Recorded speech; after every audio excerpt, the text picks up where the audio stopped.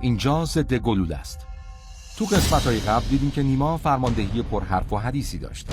در عملیات اول این پسر با وجود داشتن جلیقه ضد گلوله و بسته امداد تو همون قدم اول کشته شد و دست نیروهاشو خالی گذاشت.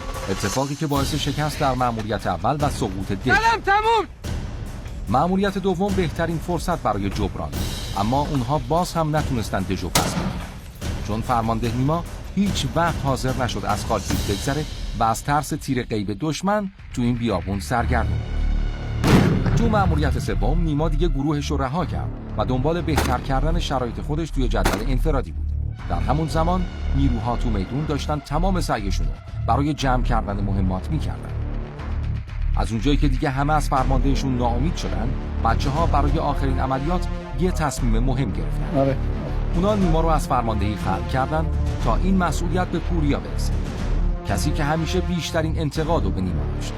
حالا باید خودش رو اثبات کنه.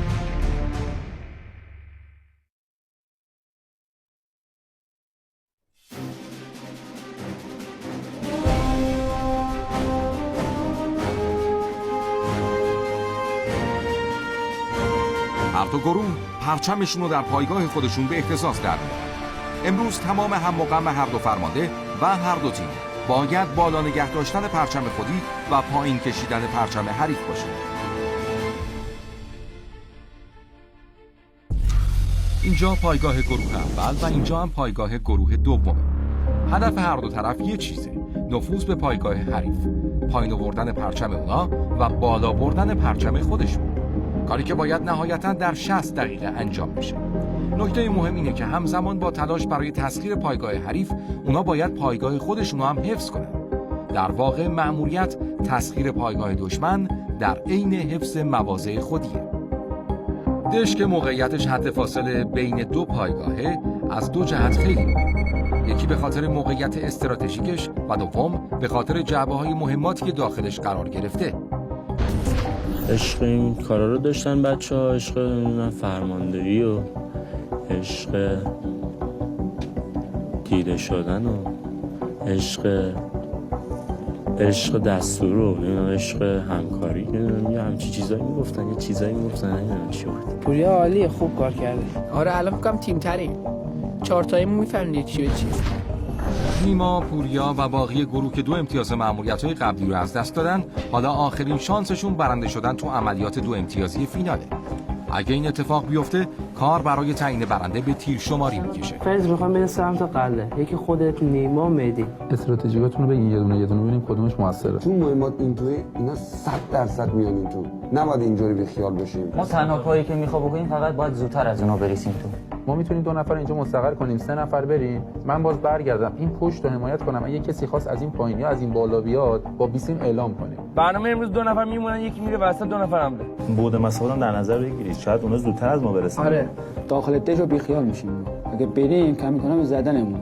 نه اونا زودتر نمیرسن. اینجا موندن خب یعنی دید کامل به کل این محوطه. این منطقه کلاً یعنی سوخته است برای من. محمد حواست باشه سامان از این ور نخواد. نه اینجا درختچه‌هاش خیلی کوچیکه.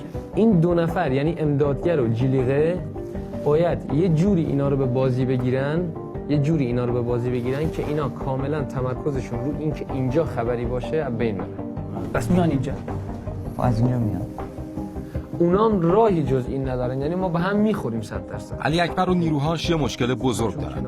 اونا تو مرحله قبل نتونستن مهمات زیادی جمع کنن و در اولین قدم باید دنبال به دست آوردن مهمات باشن. ما به خاطر اینکه تیرمون کمه، این یه محدوده رو اصلاً تیراندازی نداریم، حتی اگه تو تیررستون بوده.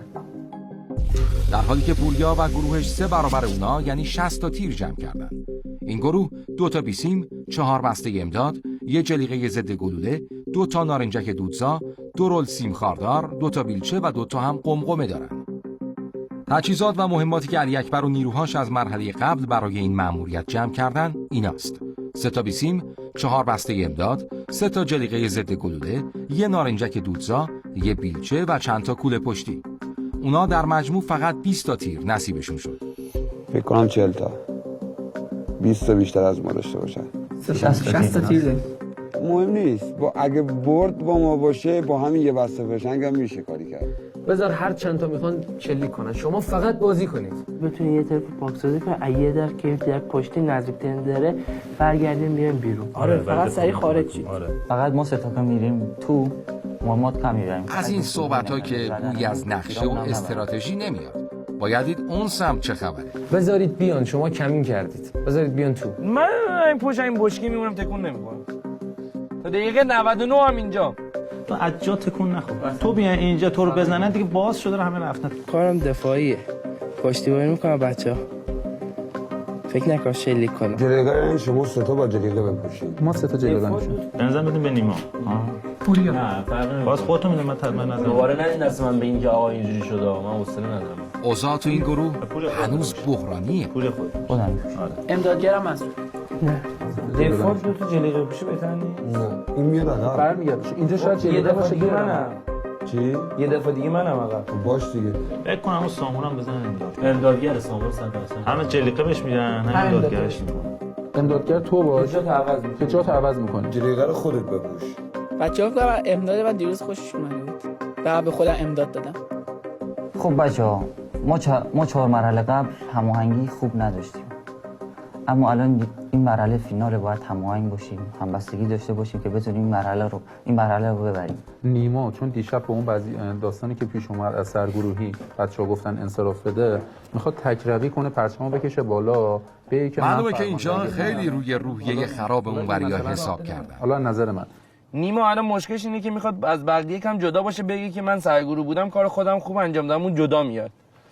هماهنگ نیستید. ما که هماهنگ. نیما آره اولی که شروع شد من میدونم سمت قلعه. ما هماهنگیم. آره آقا بسم الله.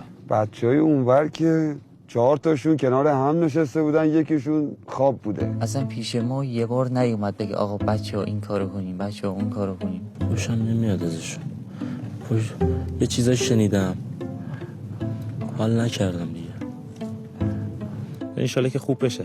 حالا الان که با هم فعلا آشتیم همینجوری. والا این نیما که ما داریم برای مسابقه نیومده. مثلا اومده همینجوری خودش جلو تلویزیون نشون بده بگه منم اومدم اینجا. چه خیلی خوش تیپم. خیلی خوش تیپم. این عینک دودی کی بهش داد؟ میگم تو این چند سال مسابقه ساختی خوش تیپ تر از من دیده بودی بین بچه‌هاتون. آره تو رو خور عینک ازش بگیرید دیگه لطفا. جو میده. بچه با کاری باش نداشته باش. داره خودش میگشت یه سری صحبت میکرد، ما ولش کرده بودیم به حال خودش یه خورده اشغال کنه. میذاشتن الان میذاشتیمش بیرون، نمیبردیمش بازی. الان هم میریم تو میفهمیم اصلا به حرف ما نیست. دوست داشتیم شرکت کنیم، شجاعتشو داشتیم خودمونو ارائه بدیم، دیده بشیم.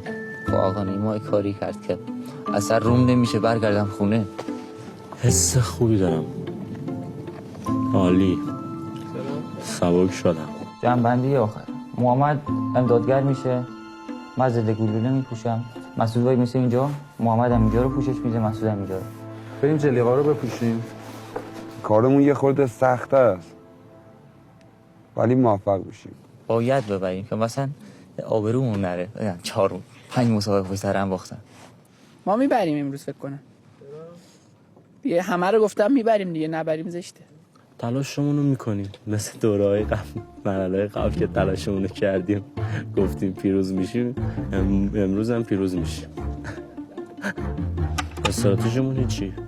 حمله میکنیم، فقط حمله میکنیم، میخوریم. ما در کل نقشمون اینه که نقشه نداریم. میرم جلو دیگه، آماده، بارو جلو، حمله. آره دیگه میترکونیم. گذاشتم رو رگبار، بچه‌ها رو میخوام ببندم به رگبار. یه قناصم گرفتم با تیر واقعی، هر کی بدم میاد همون بالا تیراش واقعی بود من میمردم، راحت میشد. این سمت اگرچه اوضاع مهمات خرابه، اما با وجود 3 تا جلیقه ضد گلوله شرایط اونقدر هم بد نیست. نبرد دشواری تو راه. از یه طرف گروه منسجم و با روحیه علی اکبر فقط 20 تا تیر داره و از طرف دیگه گروه پوریا با همه اختلافاتشون باید هر طوری هست 2 امتیاز این عملیات رو به دست بیاره. بچه خشابار زدین؟ از سکاری مونده هنوز. پرچم.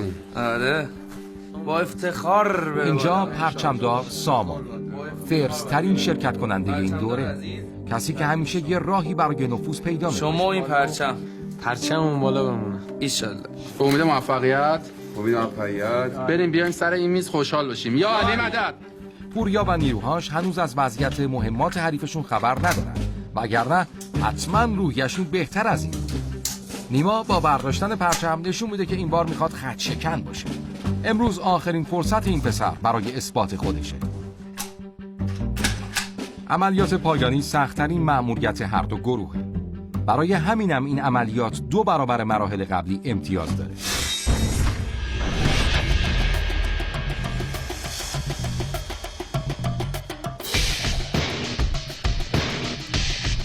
احسان قراره همینجا توی حیات پایگاه خودشون نگهبانی بده. خم کن بری. اونا میخوان خیلی سریع اینجا یه سنگر آماده کنن.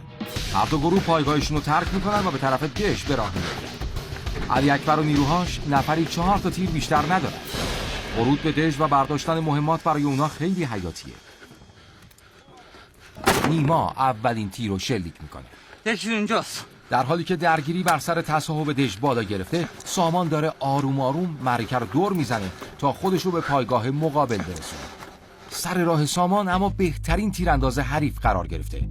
عبور از مسعود، این تیرانداز خالزن، اصلاً کار ساده ای نیست. برو! علی اکبر فقط پشت تانکه. پوریا پوشش. وایسا.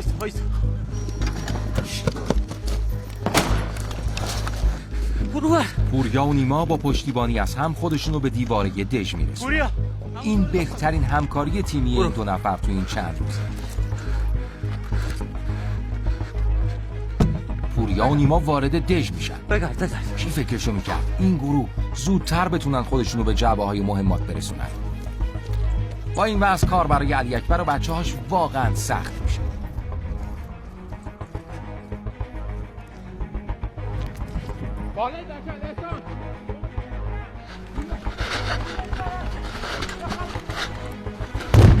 این انفجار خبر از دویدن بی‌محابای یه نفر وسط میدون میده.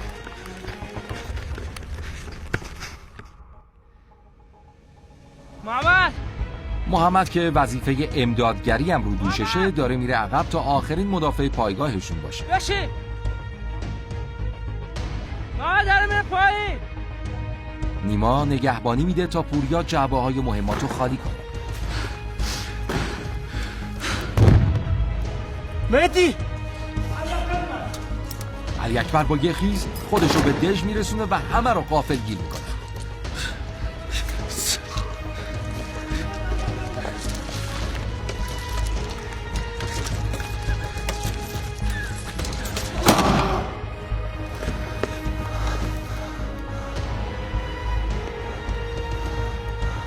نیما و پوریا داخل حیاط گیر کرد. اگه یه نفر به علی اکبر اضافه بشه کارشون تمومه. شانس آوردن علی اکبر دست تنهاست و بدون پشتیبانی. چاره‌ای هم جز عقب نشینی نداره. احسان داره از همینجا کار دیدبانی رو انجام میده. سمت پایین اومده. من میگردم عقب‌تر سنگر بگیرم. محمد که از صدای تیراندازی‌ها احساس خطر کرده برمیگرده به پایگاه. حالا تمام امید این گروه به نفوذ مخفیانه سامانه. یه خاکریز دیگر هم رد میکنه. مسعود و محمد اینجان تا داخل پایگاه خودی موضع بگیرن. سامان علی اکبر هرچی نیروهاشو صدا میزنه کسی جوابشو نمیده. پوریا چی شد؟ نیستن اصلا. بالا تو سنگرا بالا. کس بده بالا نبود. با این وضع نمیتونه جلوی خروج نیما و پوریا رو بگیره و مهمات از دست میره. دیدمش. پوریا صد من یه دونه تیر 2 تا بیشتر ندارم. زود باش. دارم نگاه کن. تموم همینه. علی و پویا تنها هدفشون نگه داشتن تمرکز درگیری روی دشه. اونا میخوان اینطوری حواس بقیه رو پرت کنن و فرصت پیشروی به سامان بدن.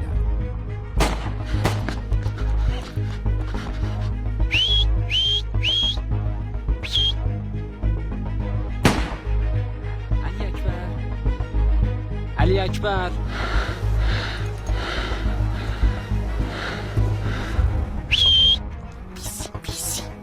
علی اکبر بدون پناه و بدون تیر، فقط یه هدف متحرکه.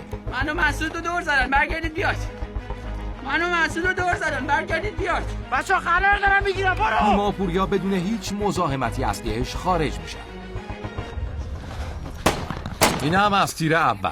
زدمش. پوریا من کشته شدم. حالا تمام امید این گروه به نفوذ مخفیانه سامانه. محمد با تمام بسته های امداد همراهش برای دیدبانی داره میره بالای برجک. اون حتی سلاحش هم با خودش نمیبره. با این وضع اگر کسی تیر بخوره هیچ جوره بهش امدادی نمیرسه. پوریا، مهدی و نیما خشاباشون رو پر میکنن تا برای حمله نهایی آماده باشن. محمد از این بالا دید خوبی روی کل منطقه داره و همین حرکت رو برای سامان سخت کرده. علی که میبینه خطر نزدیکه اومده بالای پشت بوم پایگاه و داره موضع خودش رو محکم میکنه. رفت پشت سنگر. تیرم تموم. پوکا خرابه. پولا رو ما برداشتیم. سر جاتون. الان میاد پیشتون. پوریا. علی اکبر دیگه صبرش لبریز میشه. برای پایین کشیدن پرچم حریف میره تو دل خطر. نیما، پوریا و مهدی فقط یه خاکریز با پایگاه حریف فاصله دارن که خبر بدی از بیسیم محمد میرسه. ریختن قرارگاه، بیاید.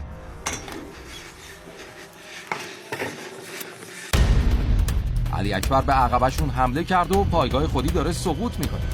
همه مجبور میشن سریع برگردن تا پایگاه رو نجات بدن.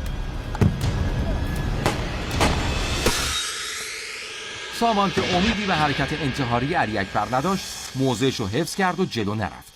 اون هنوز پشت این تپه منتظر یه فرصت. نیما پشت داره تیر میزنه. نیما بگم داره میره. علی اکبر خیلی ساده تیر میخوره. با از بین رفتن امدادگر گروه ضربه سختی میخوره. خچالاس تیر رو زمین اومد. پشت سرت رو زمین.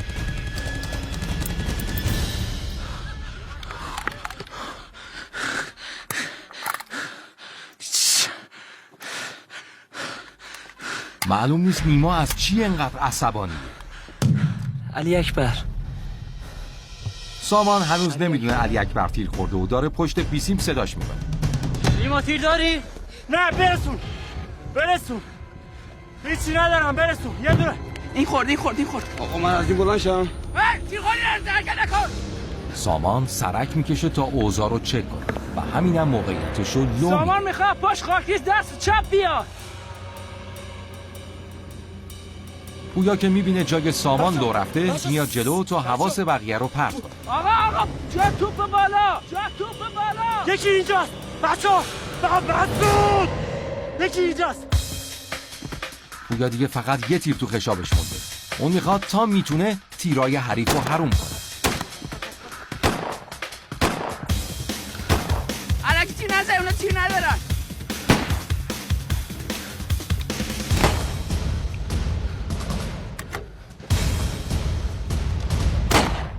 پویا بچه‌ها پویا تونست از این مهلک جون سالم به در ببره، اما هنوز تا پایگاه راه زیادی داره. مهدی نفر چندمیه که داره مهمات علی اکبر رو چک میکنه. سامان از این فرصت استفاده کرد و موضعش رو تغییر داد. نیما حواست باشه نزدیک شدم بگو بیام بالا. این دورور کسی نیست. فشنگام داره تموم میشه. منم ندارم اصلا. پوریا بیا پوشش. بشین الان میزن. بشین فعلا استراحت کن، نفس بگیر، بذار بریم. الان من جون ندارم راه برم. بعد از این تک شکست خورده حالا وقت پاتکه. وقت زیاده. برم گوله بیارم نگارت. از بچه‌ها اینا کی داره حتی یکی دوتا بده. وایسا ما برم اونور. پوریا و نیروهاش آماده پیشروی میشن. در حالی که همه در حال جلو رفتنن، یه نفر پشت این تپه فراموش شده. سامان هنوز اینجاست و منتظر یه فرصت برای تعویض پرچم پایگاهه.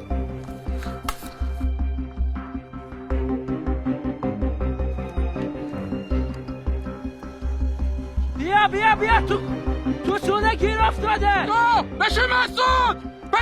علی میخواد مثل همیشه با سر و صدا کردن پویا رو نجات بده. معلومه که مسعود یک گول این شلوغ بازی‌های علی رو نمیخوره. ما 4 تا گله داشتیم باش رفتیم جلو با کش خودمون کشتیم. با کشته شدن پویا پایگاه از همیشه بی‌دفاع‌تر میشه. آخرین امید همچنان سامان. علی به سرعت برمیگرده سمت پایگاهشون. گروه مقابل به نظر غیر قابل مهار میاد. هیچکی حمایت تو نیست؟ هیچکی.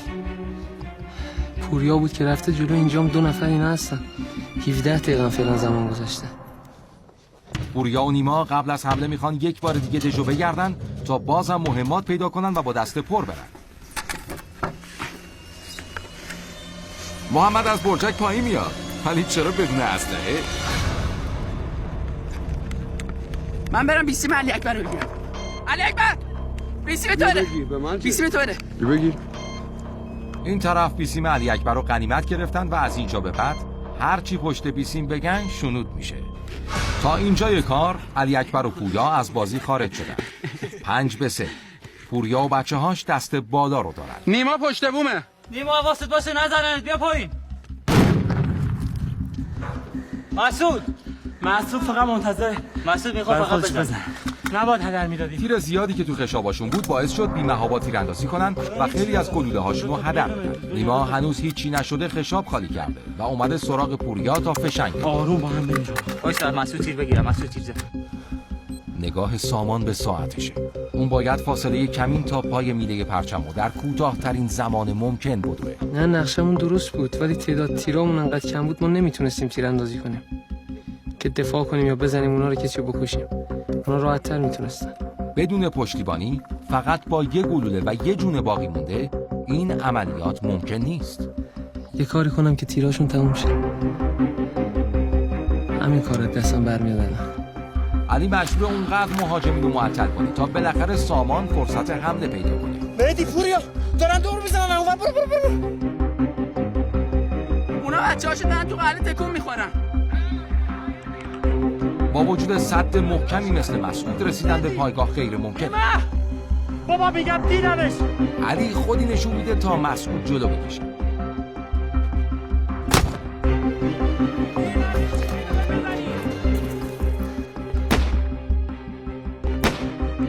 این بر کسی نیست. این برم من نمیبینم. جایی که محمد نمیبینه نقطه کور برجک، یعنی همون مخفیگاه سامان. صدای محمد میاد میگه این برو من نمیبینم. اگه کمبود تیر نداشتم تو تیر رسم میزدمش، ولی همین یه تیر برام خیلی حیاتیه.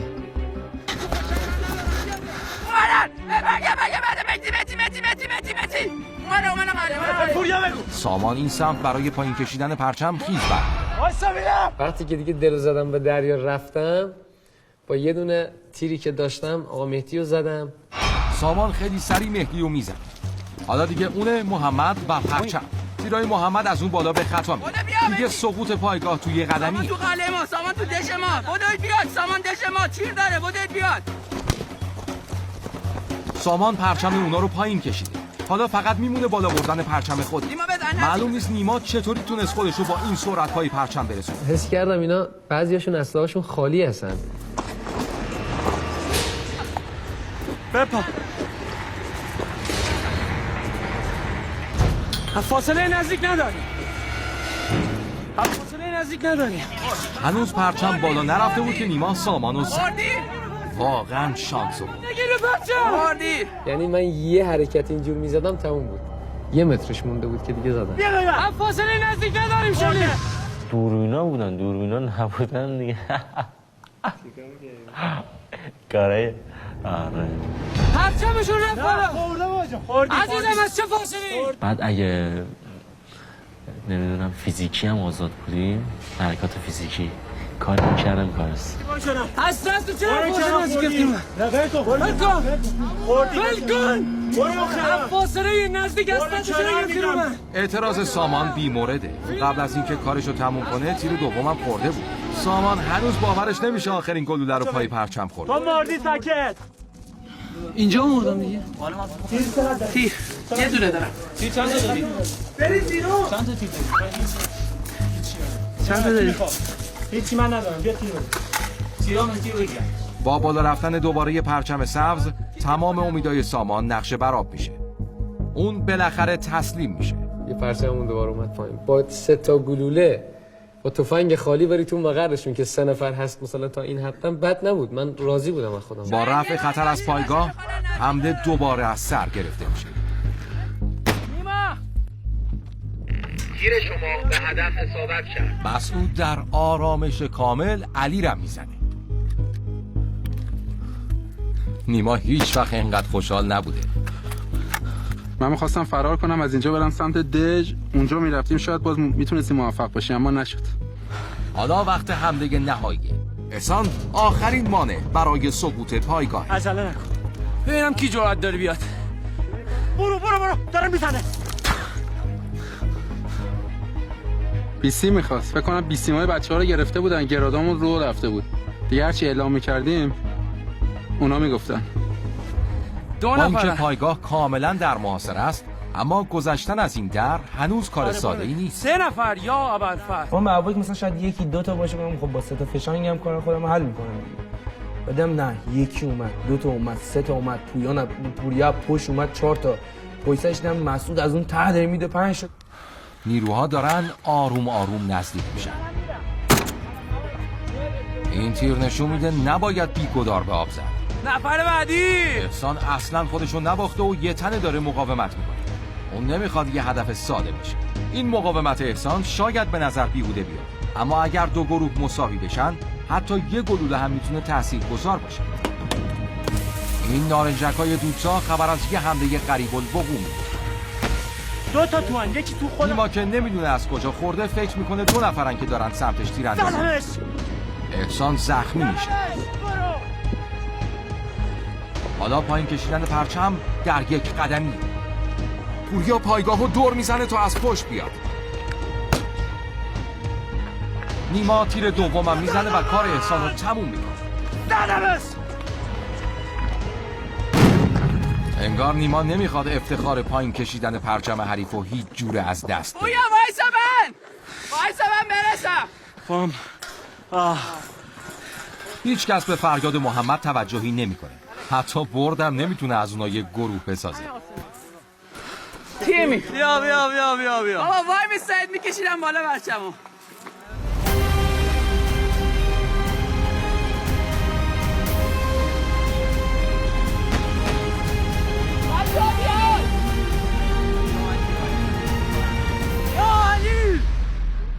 یا علی الحمدلله بردیم بالاخره.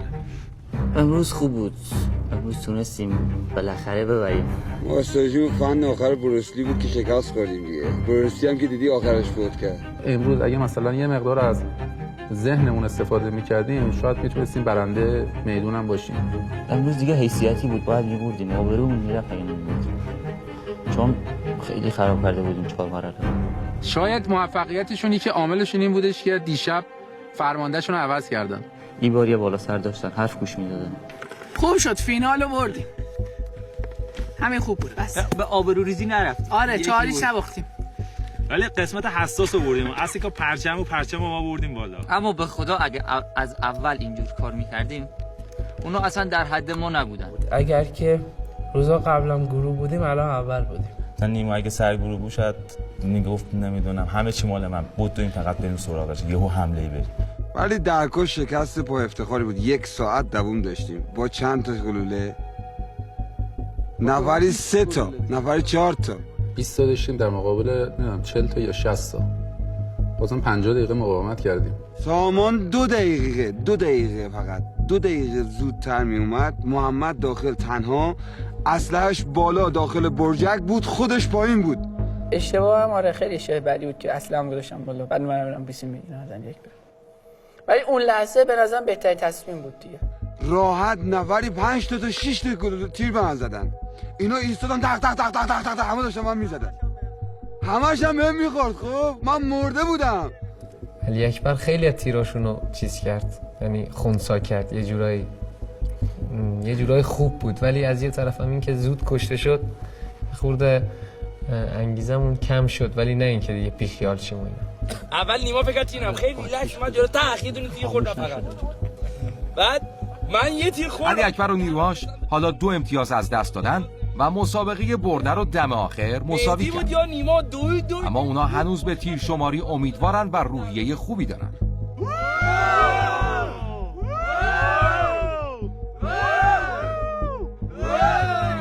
ماشاءالله خودمون. دمت گرم. تساوی 2 گروه اهمیت تیرهای زده و خورده تک تک نفرات رو مهم کرده. چه ذوقی کرد محمد. خیلی ذوق کرد. 10 دقیقه مونده بود که تموم بشه. با 20 دمتون گرم. 10 دقیقه هم تموم میشد. خیلی گفته بودین که 20 دقیقه میگیرین. حالا ما اگه دیروز تیم خاردار جمع نمی‌کردیم تمام تیرا رو می‌بردیم. چند تا تیر داشتین؟ هر چیزی که مفید بود 60 تا. حالا دیگه وقتشه که جدول امتیازات مشخص کنه چه کسی عنوان بهترین تیرانداز این دوره رو از آن خودش کرد. قهرمان اولین سری از مسابقه ضد گلوله، کسی که تندیس تیرانداز برتر این سری از ضد گلوله رو در دست میگیره و با افتخار بالای سر میبره، کسی نیست جز مسعود.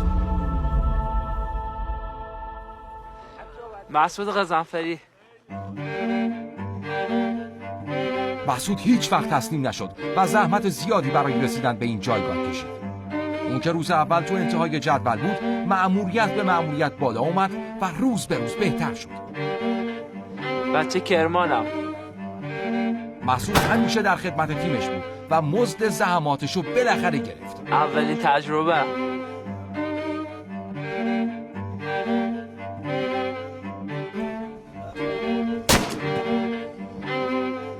یکم اذیت چاقیمون رو اذیتمون کرد.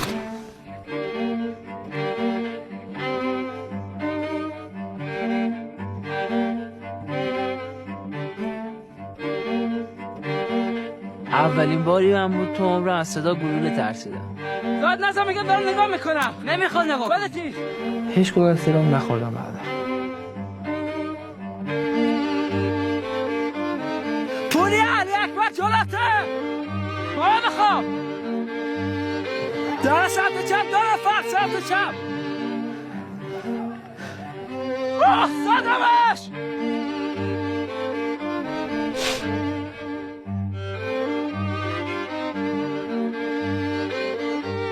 فکر کنم آخر باشه.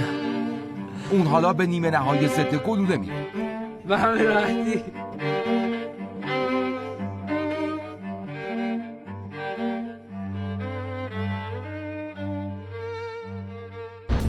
بچه‌ها به افتخار آقا مسعود هیبی هورا. مسعود از روز اول هم میگفت من دوست دارم قهرمان بشم برم فینال. رفتی انشالله یاد همه بچه‌ها تو فینال باشی. سنگین اما سواد باشی، موفق باشی.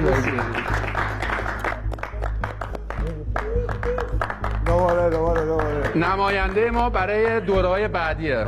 خودم دوست ندارم زیاد برم فینال. واقعا من فقط میخواستم بگم اون نفر نهم تجدول نیستم. انشالله که نیما اما انگار حسابی از اول شدن مسعود شاکیه. فینال دیگه نباید قایم شه دیگه. نه قایم هم نشده. آره نباید قایم شه، باید بیاد جلوی تیر. نه قایم نشده بود، خوب بود، عملکرد خوب بود. فقط به چشم نیما من قایم شدم. نه عملکرد همتون خوب بود. مسعودم شانسی رفت بالا. بعدش هم به نظر من خودشو همش قایم میکرد از تیررس بچه‌ها. خودتون دیگه ماشاءالله حرفه‌ای، دوربینام روش همه چی کاملا گواه. من قایم نشدم. من تا جای شدم مثلا می‌دیدم یارم من موزم یه جا دیگه بود، یارم پوشش نداشت، از پشت پویا می‌خواست بزنش، خب رفتم جلو زدم. نه دیگه اون فقط میزد میرفت قایم میشد، هیچ کار مفیدی هم انجام نمی‌داد.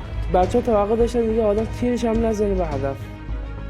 امروز خدایی عملکرد همتون خوب بود. نه همه خوب. بچه‌ها عالی بود. من سر مسعود اوایل چون خراب کنیم تا سطح اندازی اصلا ازش توقع نمی‌شه. حتی اوایل هم گفتم من رو مسعود اون چیزی که میگفت حساب نکردم. روز اول واقعا استرس داشتم.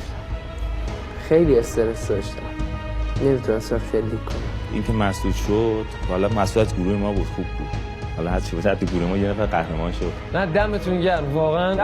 جنبندی نهایی هیئت داوران برای تعیین بهترین عملکرد با تجزیه و تحلیل حرکات بازیکنان در زمین نتیجه غیرمنتظری داشت. من نیما به نیما میگفتم عنوان بهترین عملکرد در مسابقه ضد گلوله میرسه به علی، کسی که برای تیمش همه کار کرد.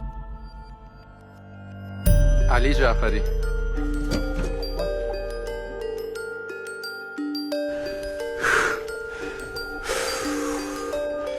از تهران اومدم.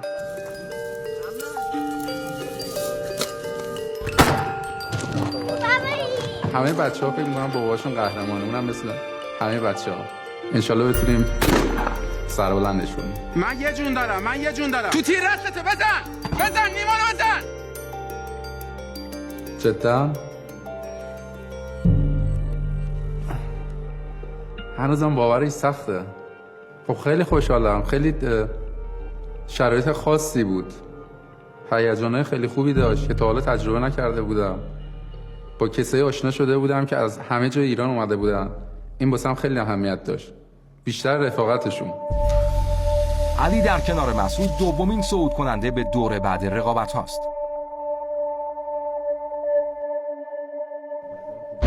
فوش میدادی چرا آخرش فقط؟ دهنم در رفت. یه نداشتم گفتم حداقل فوش بدم شاید بخور. زنگ میزدی. حالا وقت اعلام نتیجه جمع گلوله ها و تعیین گروه برنده است. با نمایش جدول مشخص میشه اوضاع برای علی اکبر و گروهش اونقدر هم که خودشون فکر میکردن خوب نیست.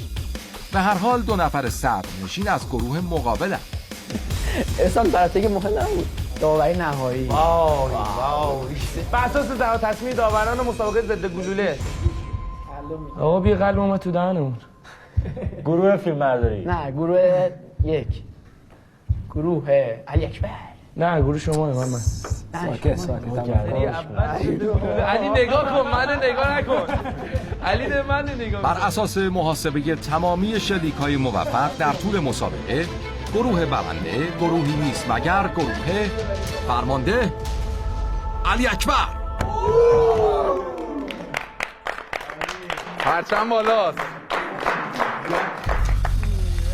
برنده این دوره فقط با اختلاف یه تیر تونست از گروه بازنده پیشی بگیره. گلوله که احسان در آخرین لحظه به نیما زد سرنوشت این بازی رو تغییر داد. نیما رو اگه نمیزدم ما باخته بودیم 100%. لحظه آخر همین فکرم به سرم رسید. اما حداقل که معاصره که شدم، پرچمی که میبرم بالا، حداقل یه نفرشون میذارم، حداقل یه امتیاز داشته باشیم. چی دیگه تموم شد. خدا خواست که به قول معروف گروهمون سربلند از این امتحان بیرون بیاد. بردیم، به هر شکلی بود بردیم. همین که امروز ما رو بردید، امروز عمل خوب بود. یه رقابت واقعا تنگاتنگ شد دیگه. یعنی ما 1 جلو، 2 جلو، یهو 2 بعد بره توی جدول تیراندازی و اینا. خدا بخواد ما امتیاز بیاریم خوب بود. از اول بازی هم گفتم 2 تا مزنی داخل یه تیم باشن برنده. هم مسعود گروه ما بود، همون پرچم ما بود که دی رفت بالا دیگه. از اون موقعی که فرماندهی رو دادم دست یکی دیگه اومدم یه خورده کشیدم بالا. 11 تا تیر خوردم. اصلا من اصلا بایگانی کنید کلا بدید بره. مادرم اصلا اینجا بیبوسمش گفتش اگه تیراندازی بلد نیستی چرا میخوای بری؟ من گفتم احتمالاً بیشتر قاطی کار آمادگی جسمانی هم باشه. امروز هیچ کی تیر نخورد، مهدی باز تیر خورد. کاش دفعه گوش میدادم نمیومدم. پشیمونی یعنی؟ پشیمون که دهم نباید شدم دیگه. نه پشیمون نیستم، اما خب خیلی خرو کردم. من واقعا تنها ضعفی که تو این مسابقه داشتم تیراندازیم بود، عقب انداخت منو. در کل همش به ضرر من بود، چون من الان به هیچ جا نرسیدم. من برای برد اومده بودم توی این مسابقه. فکر کنم یکم حقش ضایع شد، یعنی نه با خاطر که داوری و اینا، ما میبایستی بیشتر ازش حمایت میکردیم. واقعا زحمت میکشید. الکی اومدیم، نه الکی نیومدیم، با هدف. برای موفقیت تو زندگی 1 2 3 یا علی. آقا احسان یه دهم بخون. قراره بعد مسابقه اینجا تعطیل شد بریم پیست اسکی برفوزی. سن که همدیگه رو ببینیم، این اصلا بریم حرف سر بزنیم ببینیم بقیه زندگیش میشه. احسان عروسی دعوتمون کرده بریم شمال. آره یه سریاشون رفیق چینگ شد، خیلی با خیلی، یکیش علی اکبر، حسام، علی و سامان، با هم خیلی رفیق بودیم، با همشون رفیق بودم. فقط دیگه یه خورده آخرات گروه ما یه خورده این نیما یه خورده اذیت هم کرد، ولی بقیه خوب بودم. نمیدونم والا، حتما من یه شخصیتی دارم که اونا خوششون نمیاد دیگه، باید نمیتونن ارتباط برقرار کنن یا اینکه نمیتونن مثل من باشن. حتی اونم خوب بودیم، الانم خوبیم، الان نیما فقط با من خوبه تو گروه. اما خود در کل همه بچه‌ها خوب بودن. ولی از الان یه فقط دلتنگی میمونه دیگه برام. تجربه واقعا شیرینی بود. مثلا همه چیز برای من که جدید بود. اسلحه‌اش جدید بود، نه این لیزریش که تو ایران کام جدید بود. تجربه خیلی خوبی بود. بچه‌ون بین مسابقه رو شرکت بکنید. مسابقه بسیار دیدنی است، پرهیجان. بچه‌ون شرکت کنین، خیلی حال دنه والله. من آلاگان وانا وان برنامه مشاركة بين حتما لمسابقة شركات كان منال كرسان منال منطقي كرسان منطقي قرب تيراندازن قشت يعني اسم من كم ما ورد ولي مطمئنم اگر يوا بين حتما لمسابقة شركات كان برندون و فرال لذت بخش و فرا خاصه. بچه‌ون شما خواهی بینی مسابقه، شما ندوننی این مسابقه پدر آدم دریانه، آدم جل او کشدنه. شما بین ببین اینجا چی خبره تا متوجه ببین ما این در روزی چی بخشیم. الان نره دراز با جلو تلویزیون بود حیاتشی نه، خیلی آسونه و خدا سخته، خیلی هم سخته. خب اولین سری از مستند مسابقه ضد گلوله همینجا به پایان میرسه، اما قطعاً برای این بچه‌ها ضد گلوله تا همیشه یه تجربه به یاد موندنی و فراموش نشدنیه. اگه شما هم دوست دارید تا در مأموریت‌ها و چالش‌های این مسابقه خودتون رو محک بزنید، همین حالا وارد وبسایت ما بشید و برای شرکت در سری بعد ثبت نام کنید.